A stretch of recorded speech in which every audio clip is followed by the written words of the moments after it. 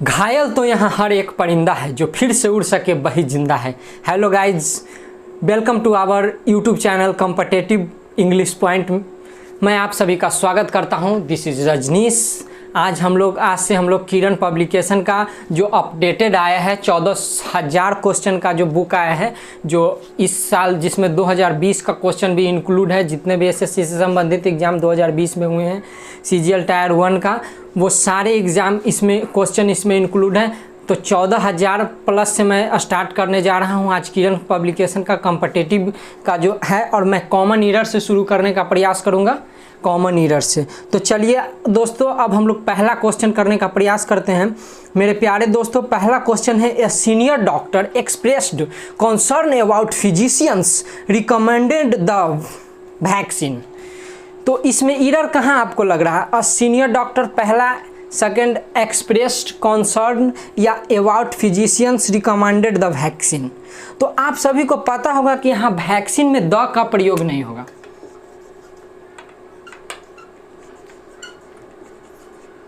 यहाँ पे वैक्सीन में द का प्रयोग नहीं होगा, यहाँ पे वैक्सीन में द का प्रयोग ही सिर्फ गलत है। ठीक है, अब मैं अगले प्रश्न की ओर चलने का प्रयास करता हूं, और अगला प्रश्न आपके स्क्रीन पे आ गया। बहुत डिजाइनिंग किया हुआ प्रश्न है कि we have discussing all the known mechanism of the physical growth. तो बताइए दोस्तों, इसमें कहाँ ईरर आप सभी को लग रहा है? आपके पास है 5 सेकेंड। तो आपका समय समाप्त होता है। तो यहाँ ईरर जो है, पहला में ही ईरर है, हैव डिस्कसिंग के जगह पे हैव बीन डिस्कसिंग का प्रयोग होगा दोस्तों। हैव बीन डिस्कसिंग होगा, या पास्ट के कोई टेंस के किसी भी तरह का वर्ब का प्रयोग हम लोग कर सकते हैं। हैव बीन डिस्कसिंग या हैव डिस्कस्ड या आर डिस्कस्ड या डिस्कस्ड, लेकिन हैव डिस्कसिंग गलत है। ठीक है, तो यहाँ पे हम लोग लिख सकते हैं हैव डिस्कसिंग के स्थान पर हैव बीन डिस्कसिंग।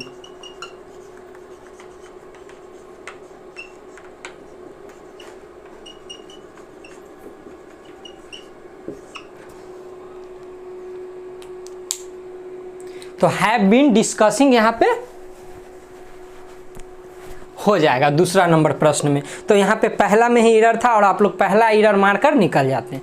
अब हम आगे चलने का प्रयास करते हैं कि तीसरा नंबर प्रश्न आपके स्क्रीन पे आ गया। ये children enjoy listening the music ghost story specially on the Halloween night. तो हॉलोइन नाइट जो यहाँ पे है दोस्तों, हॉलोइन नाइट एक क्रिश्चियन का फेस्टिवल है। तो क्रिश्चियन का जब फेस्टिवल है, और यह स्पेशल रात है, स्पेशल रात जो हम लोग स्पेशल रात क्रिश्चियन लोग का है, ये 31 अक्टूबर के रात को है। ईसाई धर्म इसे मनाते हैं। ठीक है, हॉलोइंग नाइट उन लोग का फेस्टिवल है। हम तो बस इतना ही जानते हैं, हॉलोइंग नाइट एक फेस्टिवल है और ये स्पेशल है। तो इसके लिए हम लोग यहाँ पे सबसे आसान है, यहाँ पे स्पेसिफिक है, तो यहाँ पे हम लोग द कर देंगे, on the Halloween night.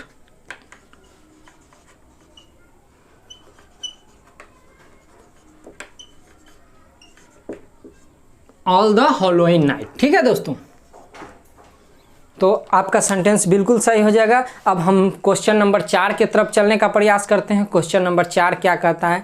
I have many works to do. बताइए, ये तो बहुत ही आसान सवाल है, इसका आंसर क्या होगा? बताइए, आपके साथ सिर्फ 5 सेकेंड। कहाँ ईरर है बताने का प्रयास कीजिए दोस्तों, कमेंट में लिखिए।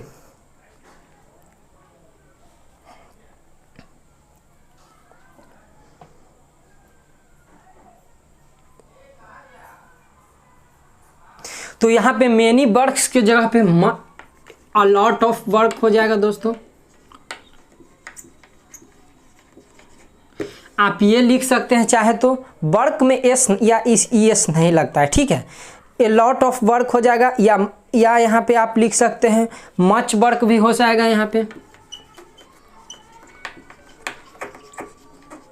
इन दोनों में से कोई भी सेलेक्ट कर सकते हैं, लेकिन यहाँ पे मेनी वर्क्स नहीं होगा। अब हम 5वें सवाल की ओर चलने का प्रयास करते हैं, और 5वां सवाल आपके स्क्रीन पे ये रहा। बताने का प्रयास कीजिए कहाँ एरर है। बताइए दोस्तों, there are so many filth all the around, sorry all around the palace. बताइए 5 नंबर प्रश्न का एरर कहाँ पे होगा?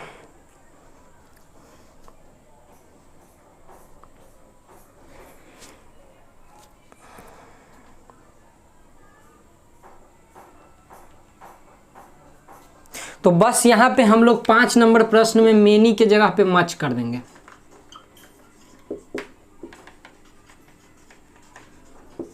और सेंटेंस बिल्कुल सही हो जाएगा। तो आप लोग चीज़ों को समझ पा रहे हैं किस तरह से मैं कॉमन एरर पढ़ाने का प्रयास कर रहा हूँ? आप लोग को चीज़ें समझ पा रही है, समझ आ रही है? अब यहाँ पे छठा प्रश्न की ओर मैं चलने का प्रयास करता हूँ। तो छठा प्रश्न क्या कहता है? A great many student have been declared successful. तो बताइए छठा प्रश्न, ये सीजीएल टायर 1 2011 में पूछा गया था, सेकंड सीटिंग में। तो बताने का प्रयास कीजिए दोस्तों 6 नंबर प्रश्न में कहाँ एरर है? तो जब मेनी का प्रयोग हो गया तो मेनी का प्रयोग हम लोग क्या करेंगे? क्या है क्वेश्चन? अ ग्रेट मेनी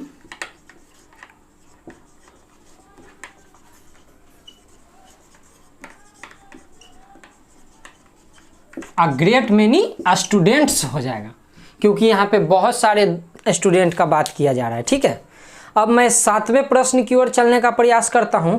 7वां प्रश्न क्या कहता है? Rakesh founds the newspaper very dull.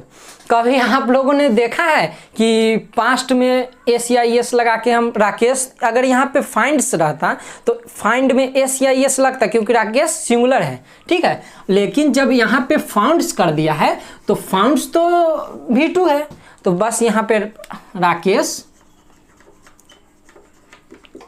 Found का प्रयोग होगा। ठीक है, सिर्फ ओनली फाउंड, फाउंड्स नहीं होगा। ठीक है, क्योंकि फाउंड जो है ये सेकंड फॉर्म है वर्ब का।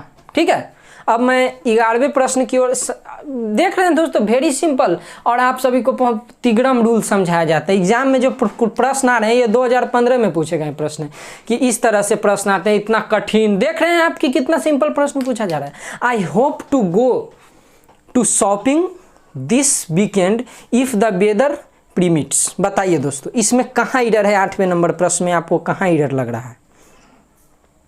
बताइए।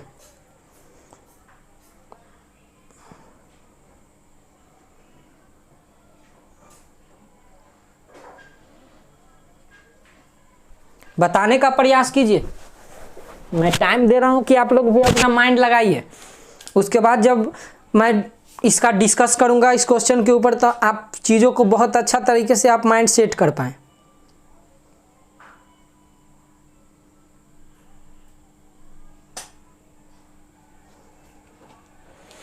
तो यहाँ पे जो हम लोग के साथ बदमाशी किया गया है, I hope to go to shopping लिखा हुआ है, यही सेंटेंस है ना।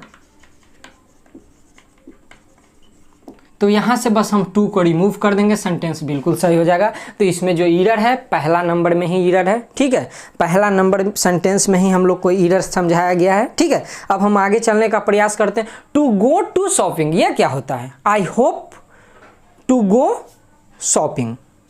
ठीक है,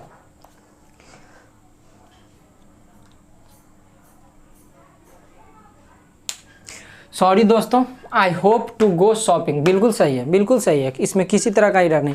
अब हम 9वें प्रश्न की ओर चलने का प्रयास करता हूं। The lawyer asked if it was worth to take the matter to court. बताइए इसमें कहाँ एरर है? 9वां नंबर प्रश्न में, 9वां नंबर प्रश्न में एरर बताने का प्रयास कीजिए दोस्तों।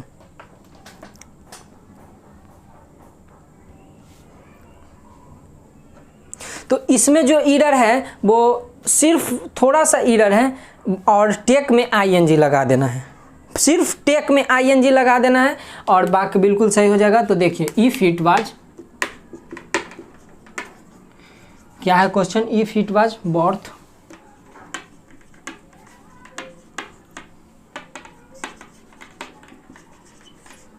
बस if it was worth to taking कर दीजिए, वाक्य आपका बिल्कुल करेक्ट हो जाएगा। अब हम 10वें प्रश्न की ओर चलने का प्रयास करते हैं। और जैसा कि आप लोग समझ पा रहे होंगे कि चीज़ वेरी सिंपल है, बहुत ही आसान क्वेश्चन करा दिया जा रहा है एग्जाम में, और लोग आप लोग को बहुत कठिन सवाल आते हैं। ये सवाल है, आप देखेंगे 5 सेकंड में टिक मारेंगे निकल जाएंगे, ठीक है। अब अगला क्वेश्चन 10 नंबर प्रश्न आपके सामने आ रहा है, और यहाँ पे देखिए दोस्तों, केयरफुली का क्या प्रयोग यहाँ पे होगा? After a carefully investigation. बस यहाँ पे सिंपल करना है, आफ्टर अ केयरफुल इन्वेस्टिगेशन। इसमें क्या सुधारना है दोस्तों? इसमें क्या सुधारना है आपको देखते ही पता चलेगा। सॉरी,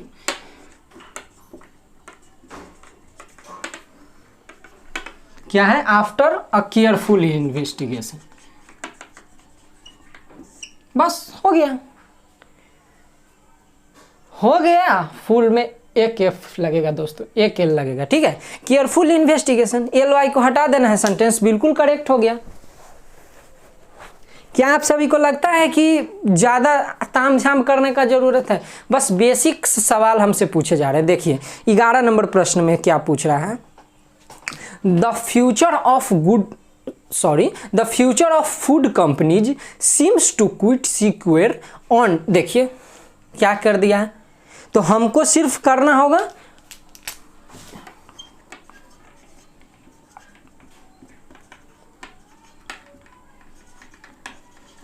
सेंटेंस बिल्कुल सही हो गया। सेंटेंस बिल्कुल सही हो गया। क्या आप सभी को नहीं लग रहा है कि सेंटेंस सही है?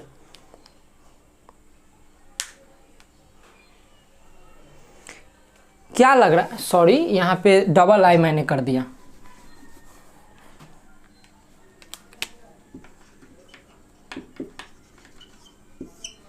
सेंटेंस बिल्कुल करेक्ट हो गया। अब हम 12 नंबर प्रश्न की ओर चलने का प्रयास करते हैं। बस देखते ही आपको पता चल जाएगा कि सेंटेंस में क्या एरर था, ठीक है।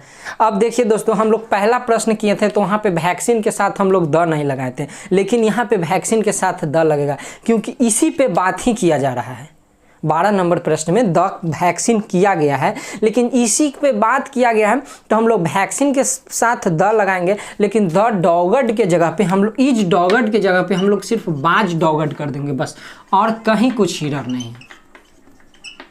इज डॉगड के जगह पे बाज डॉगड कर देंगे क्योंकि पुरानी बातों का चर्चा किया जा रहा है, ठीक है।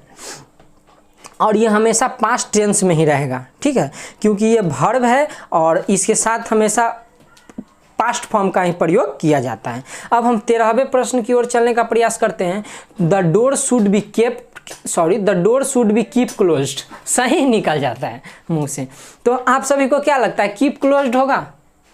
शुड बी केप्ट क्लोज होगा। तो यहाँ पे हम लोग को पहला में एरर है कीप क्लोज्ड, पहला पर टिक मार देना है, लेकिन आपको पता भी होना चाहिए कि क्या सही है और क्या गलत है। तो केप्ट क्लोज हो जाएगा,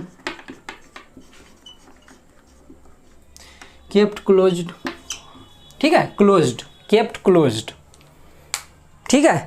ये मॉडल का बात है, मॉडल ऑक्सिलरी वर्ब जो मूड के ऊपर डिपेंड करता है, आप सभी ने पढ़ा होगा। और अब मैं 14वें प्रश्न की ओर चलने का प्रयास करता हूँ। They had to put off the garden. देखिए कितना बड़ा गलती हमसे करवाता है, कितना बड़ा, आप लोग देख पा रहे हैं। अगर ये गलती आप लोग नहीं पकड़ पा रहे हैं दोस्तों, तभी आप लोग को और मेहनत करने का जरूरत है। देखिए यहाँ पे क्या है, they had to put off the garden है, ठीक है। यहाँ मैं लिख देता हूँ, उधर सवाल है या ऐसे कर देता हूँ। तो क्या ये पुट ऑफ आपको सही लग रहा है दोस्तों? बस यहाँ पे आपको एक छोटा सा एफ लगाना। अब ये सेंटेंस बिल्कुल सही हो गया। तो हम लोग को जो सुधार करने का ज़रूरत था वो 14 नंबर प्रश्न में सुधार करने का ज़रूरत था, 14 का दूसरा हो जाएगा, ठीक है। अब हम 15वें प्रश्न की ओर चलने का प्रयास करते हैं। तो when one takes great risk they must be prepared for great losses. तो क्या लगता है आपको 15 नंबर प्रश्न में कहाँ एरर है? इसमें आप टाइम लीजिए और बताइए, क्योंकि ये आज का आखिरी प्रश्न है। बताने का प्रयास कीजिए दोस्तों। 2015 का सेकंड सीटिंग में पूछा गया 6/12/2015 को CHSL LDC DEO PAPAS परीक्षा। बताइए